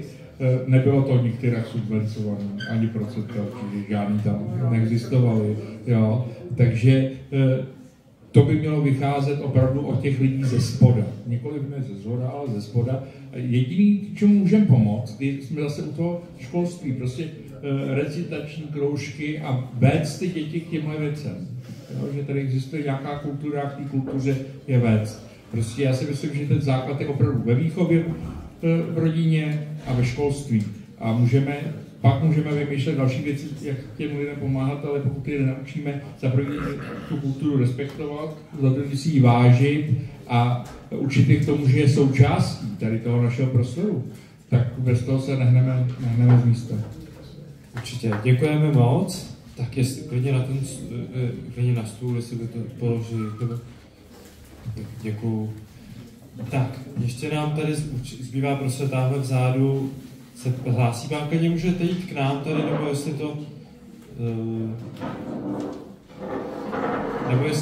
jestli to zvládnete, dobrý, no. Jo, slyšíte. Několik poznámek k tomu, co tady zaznělo. Souhlasím. Výchova začíná v rodině. Pak to může rozvíjet škola. Otázka je, jestli přetížená škola k tomu bude mít prostoru. K výchovu, k kultuře, k estetismu a tak dále. Co tomu dál může napomoct? Televize, nejmasovější dělovací prostředek zdá se. Proč zmizely pořady typu Slovenský pondělky, nebo jdeme do divadla a tam se přenášela divadelní představení, ať už z klasiky nebo z moderního pojetí, z ciziny a podobným způsobem. Dechovky. Takový příklad. Dechovky ještě na vesnicích jsou, ale třeba v rakouské armádě každý pluk měl svoji dechovku. To zmizelo, teď už snad není ani ústřední hudba armády, možná, že je, ale to je jediný. Hradní stráže a snad policie. Ale tam tohle to bylo a kapelníci vojenští čeští, ty byli v celé monarchii vyhledávaný a prostě požadovaný. V té Národní galerii, převzala to konkám nějaká Alicia, že jo. Nevím, jestli nemáme tolik, nebo vůbec žádný ředitele takových institucí, jako je Národní galerie. Já tam vždycky dostanu permanentku a mám na rok vystaráno chodit po galeriích a po těch výstavách a kvituju, že tady je teď je tady Brandl, že jo, a tak dále. Že se nenakupuje. Možná se nenakupuje, ale rezervy jsou v depozitářích. Kdyby čas od času vytáhli z depozitářů něco, co tam mají a udělali soubornou výstavu, já nevím, evropští barokní mistři nebo něco podobného. Co teda chválím, a to už pár let na to chodím, dělá Kooperativa, takové výstavy, teď jsou tam Mařákovci, předtím tam byla krajinářská česká škola, je to zdarma, ne za drahý vstupný v galerii, ne tak jako v Londýně, kde je vstup do Národní galerie, co jsem teda zažil zdarma, a chodili tam studenti, žáci a dělali si skici, okraslovali a umění se doslova dostalo k lidu. Zní to teda jako politická fráze, ale tam tomu skutečně tak to bylo. Jestli by nešlo se i nad tímhletím zamyslet, když to dělá soukromá společnost, jako je ta Kooperativa a zpřístupňuje tam ty umělce, tak jestli i taková instituce jako Národní galerie by čas od času za A mohla udělat nějaký zdarma týden, řekněme, anebo z těch svých depozitářů udělat nějakou soubornou výstavu na nějaký delší čas, ne na týden, ale dejme tomu na 3-4 měsíce, aby se s tím mohli seznámit i lidé teda mimo praští. Tak v tomhletom stylu. A ještě osobní takový nebo personifikovaný dotaz. Jak jste, pánové, spokojeni s vrchním radním v Praze s doktorem Pospíšilem? Poslední, s čím se zviditelnil, byl odraz teda Anny Netrebko, že jo, která pak říkala, kdo mě chce vidět, ať jde do Vídně nebo do Paříže, čili jsme zase papeštější než papež, ale uvidím a to si přihřeju svůj políčičku a budu to sledovat, údajně má podporovat a stavební řízení má začít příští pololetí, tedy roku 2024, reinstalace pomníku maršála Radeckého na Malostranské náměstí. My děkujeme moc za dotaz. Jenom my se vás můžu poprosit, už nás lehce tlačí čas, tak trošku stručněji děkuju. Já vzhledem k tomu, že sedím na pražském magistrátu, tak na pana Pospíšila bych měl asi takový komentář, že to je přesně příklad člověka, který zaměňuje aktivismus, politický aktivismus za kulturu a za umění. To znamená, to je ta odpověď. To není člověk, který by chtěl nějak prospívat kultuře, to je člověk, který chce zneužít kulturu vůči nějakému svému světonázoru. Děkuji. Ještě jestli by se chtěl tady někdo... Já v té Národní galerii. A není to také tím, že ředitelem Národní galerie není žádný Čech nebo Češka? Že nemá zájem českému obyvatelstvu dávat perly české kultury. A to je náš problém. My vidíme vždycky, že ty druzí jsou lepší. Ale v těch národních institucích by měli být ředitelé našeho národa. To potom je to sepětí s národem daleko větší. Já si nemůžu pomoct, když byl šéf-dirigentem Jiří Bělohrávek České filharmonie, tak ta Česká filharmonie byla obrovská. Je to potřeba, aby skutečně jsme se pořád nekoukali do zahraničí, ale k nám, dovnitř. Děkujeme. Ještě předáme tady slovo, prosím. Já se také k té Národní galerii, protože je to docela moje dlouhodobé téma. Já jsem poměrně velkým kritikem činnosti Národní galerie. Není to jenom můj názor, ale opírám se o spoustu odborných názorů k té činnosti. Interpeloval jsem pana ministra v téhleté oblasti, byl jsem i u paní ředitelky na jednání, rozebírali jsme ty věci. Chtěl bych, aby se fungování Národní galerie dostalo na jednání podvýboru pro kulturu ve sněmovně, aby jsme o tom mohli opravdu mluvit. Protože s tím, co pán tady byl, já naprosto souhlasím. Jako, jo, těch sbírek, ty sbírky jsou rozhodně bohaté, je z čeho brát, je z čeho vybírat, co ukazovat a bohužel to není. Ale v souvislosti s tím zase ještě jedna věc, která by měla, ať paní zase ředitelce úplně všechno naklademe za vinu, je tady zase ministerstvo. Jo. Když tak, jak kritizuju Národní galerii, já jsem poměrně velkým, jak to říct, fanouškem toho, jak to dělá Národní muzeum. Jo, děkuji. Je to prostě tak, je to výborný. Dostali ovšem velkou podporu. Jo. Oni mohli zrekonstruovat své prostory a Národní galerii, zase nevím, jak moc kdo zná tu problematiku detailně, potřebuje zrekonstruovat Veletržní palác. Buď ho zrekonstruovat, anebo si říct, jestli má mít jiné prostory. Tu diskuzi už jsem zažil o tom, jestli vůbec Veletržní palác je vhodný pro Národní galerii. Já teď nechci říkat ani tak, ale zase je to něco, co mi chybí, ta diskuze a ten apel z toho Ministerstva kultury, aby jsme se tady k tomu měli postavit.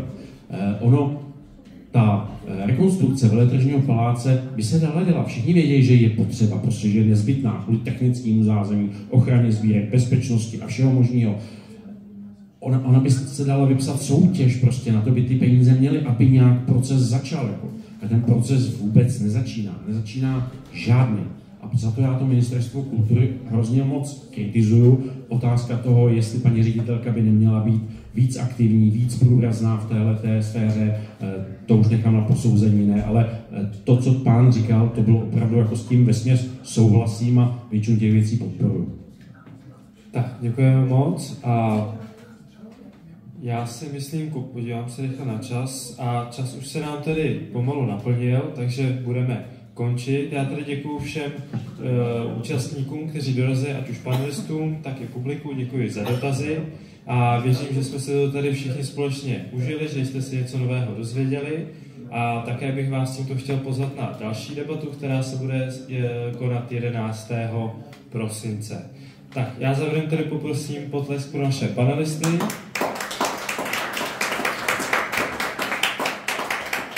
Děkuji a budeme se tedy příště těšit v tom prosinci. Naschledanou. Děkuji, naschle.